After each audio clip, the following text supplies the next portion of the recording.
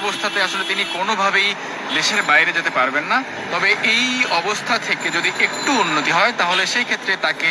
বিদেশে নেওয়া হতে পারে, এমন কথা কিন্তু তিনি জানিয়েছেন। এবং ঠিক দুপুরের দিকে বিএনপির ভারপ্রাপ্ত চেয়ারম্যান তারেক রহমান তার যেই উপদেষ্টা রয়েছেন ডক্টর মাহাদি আমিন, তিনি যেমনটি জানিয়েছিলেন যে আসলে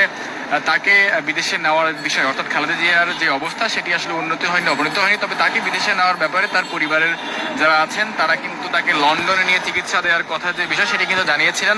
এবং মাহাদি আমিন আরও যেমনটি জানিয়েছিলেন যে আসলে লন্ডনে যারা চিকিৎসক রয়েছেন, অর্থাৎ গত কয়েক মাস আগে যখন বেগম খালেদা জিয়া লন্ডনে গিয়েছিলেন তখন যে চিকিৎসকদের আন্ডারে তিনি ছিলেন, যে চিকিৎসকদের মাধ্যমে তিনি চিকিৎসা নিয়েছিলেন, সেই চিকিৎসকদের সঙ্গে আসলে এভারকেয়ার হাসপাতালের চিকিৎসকরা তারা কথা বলছেন এবং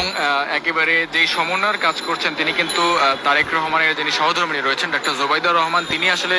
একেবারে বাংলাদেশের যারা চিকিৎসক রয়েছেন এভারকেয়ার হাসপাতালের তাদের সঙ্গে এবং বিদেশে যারা চিকিৎসক রয়েছেন বিশেষ করে লন্ডন থেকে যারা চিকিৎসার জন্য সার্বক্ষণিক যারা তত্ত্বাবধান করছেন তাদের সঙ্গে যেই যোগাযোগ সেটি কিন্তু রক্ষা করছেন। এবং বলতে গেলে মোটা দাগে যেটি বলতে হয়, কিছুক্ষণ আগে কিন্তু আমরা দেখেছিলাম যে বিএনপির স্থায়ী কমিটির সদস্য সালাউদ্দিন আহমেদ সহ অন্যান্য স্থানীয় কমিটির সদস্যরা যারা আছেন এবং বিএনপির বিভিন্ন পর্যায়ের নেতৃবৃন্দ যারা রয়েছেন তারা কিন্তু একে একে বেগম খালেদা জিয়াকে দেখতে কিন্তু আসছিলেন এভারকেয়ার হাসপাতালে এবং তারা এসে তারা কিন্তু কথা বলছিলেন। এবং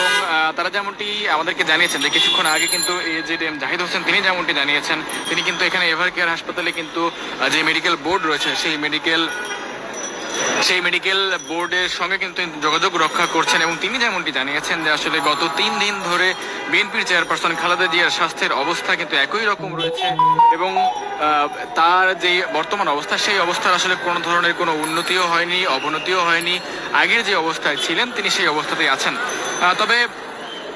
যে বিষয়টি জানাতে চাই যে আসলে দুপুরবেলা কিন্তু আমরা দেখেছিলাম যে বিএনপির ভাইস চেয়ারম্যান